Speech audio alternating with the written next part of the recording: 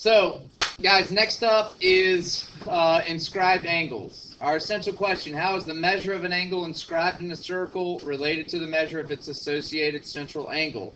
We're going to find the measure of an inscribed angle. We're going to use inscribed angles and their properties to solve problems. Our key terms are inscribed angles, intercepted arcs, and subtend. And those key terms are all defined right here.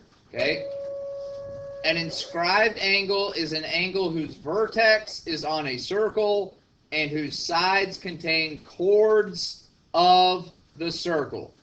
An intercepted arc consists of endpoints that lie on the sides of an inscribed angle and all the points of the circle between them, and a chord or arc subtends an angle if its endpoints lie on the sides of the angle.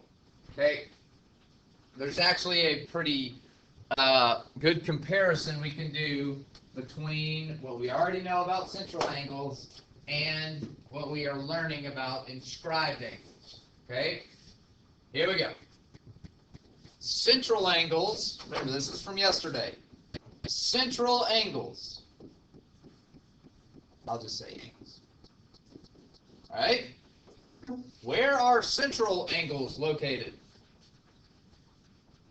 At the center. Very good. Son, she can't drive. By golly, she gets it, right? At the center of the circle, right? Located at center of circle. Okay? Inscribed angles are going to be located on the rim or edge of the circle. Okay? So they are located on rim or edge of the circle. Right? There's one difference. We're contrasting them. How are central angles created? To what meet? Say it. Radius, right? These are when two radii meet. Okay? Inscribed angles. What's the key word in the definition? What is meeting together? Inside. No? What part of the circle? Or what properties of the circle? Chords meet. Okay? This is when two chords meet. Okay? And then the final thing that you should remember about it, central angles are congruent to the arcs that create them, right? Those arcs that create them. They are congruent to the arc measurements.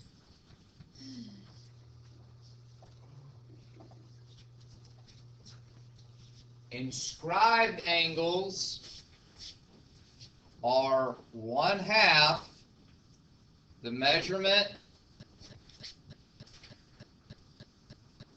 of the, and we'll go ahead and use this word, intercepted arc. Sometimes I'll call that a parent arc. Okay? Give you guys a minute to write that down. Go on. Inscribed angle theorem. You don't have to write any of this down if you don't want to. Okay? All right. DEF is an inscribed angle. DF is what we call the intercepted arc. DF subtends DEF. Okay? The measure of an inscribed angle is half the measure of its intercepted arc. Okay? The measure of the inscribed angle is half the measure of its intercepted arc. Let's do a couple of these real quick. Page of AC that arc measurement was 120, what would be this angle measurement? Try again.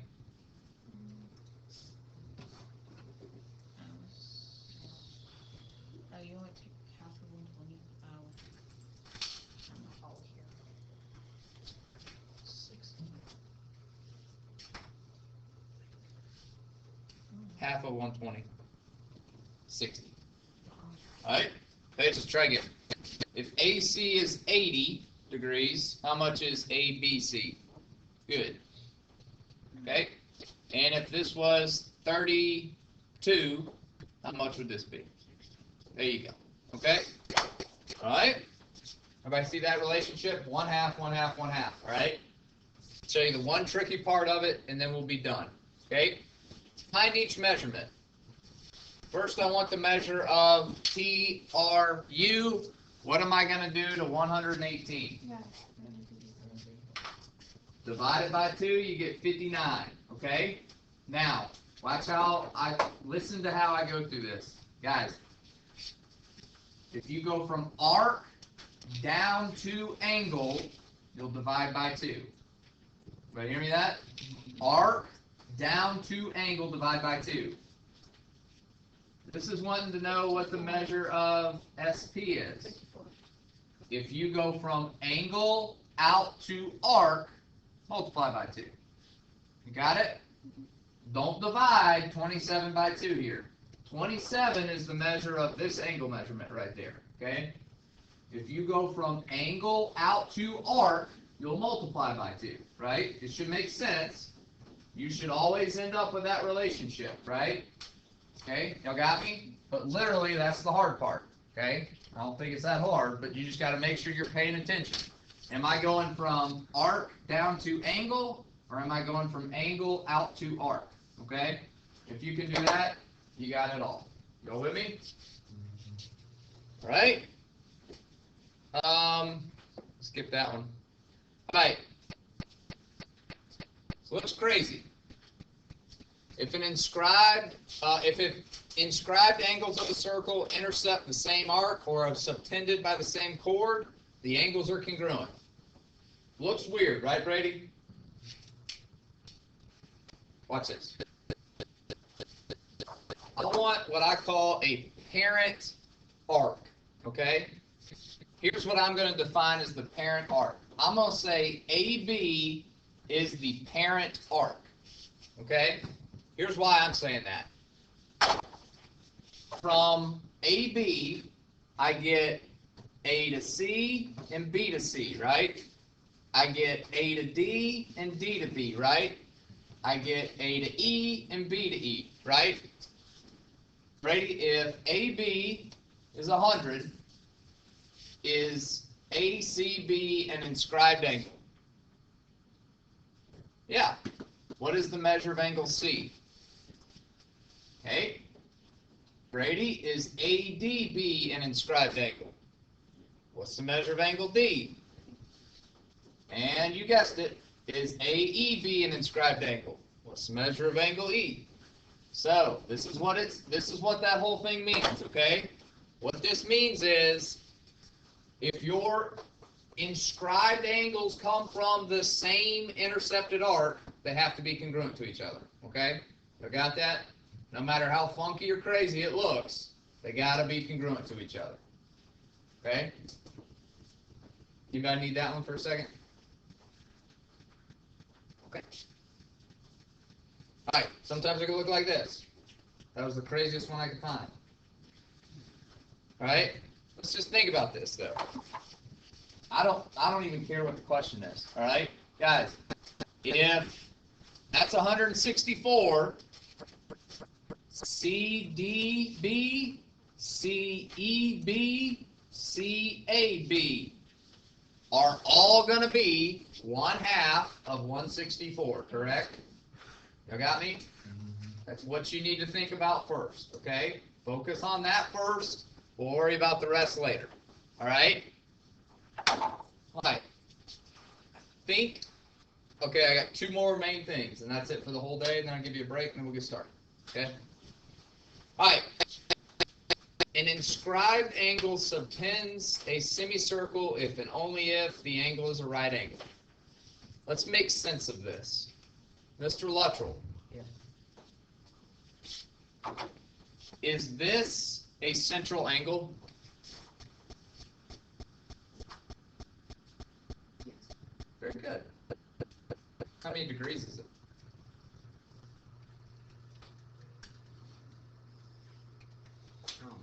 Okay.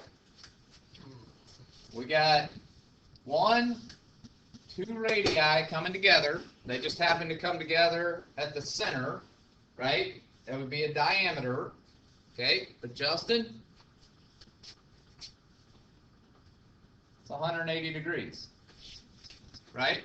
Remember, a semicircle has 180 degrees. It splits the circle in half, correct? Y'all with me on this? Yes. Okay. Justin, if the central angle is 180, how much is this arc measurement out here? Remember, we're talking about central angles. What's the relationship between central angles and these arcs that intercept them? They're what? Wasn't it 360? 360 in the whole circle. But what is it about 180. central angles and those arcs? What's their relationship? They are what? The same, right? They're congruent, okay? So this entire thing in blue is 180 degrees, right? This is where you got to see this, okay? I had AB, put C right there. So arc AB is 180 degrees, right? Coming from that arc, I have 2 chords, AC and BC, right? Yeah. So that's created now an inscribed angle. See that? Inscribed angles are how much of the arcs that create them? 90. Well, 1/2, right? That's how I get this 90-degree angle right there, okay? I went through that whole thing. I put a couple problems on there today because you're not going to be given a lot of information, are you, Brady? Brady, is this a semicircle? WI. Okay, it's a semicircle. All semicircles have how many degrees? 180. So Brady, when they ask me to find A, what do I need to set angle Z equal to? Nope. 90. Half of 180. See it? So I'd say 5A plus 20 equals 90. Okay? Y'all got me on that? Last thing we done. Okay? Go ahead and write this down. I want you to write all of it down. If a quadrilateral is inscribed in a circle, its opposite angles are, oh, there's the word, supplementary. Okay? Quadrilateral. How many sides?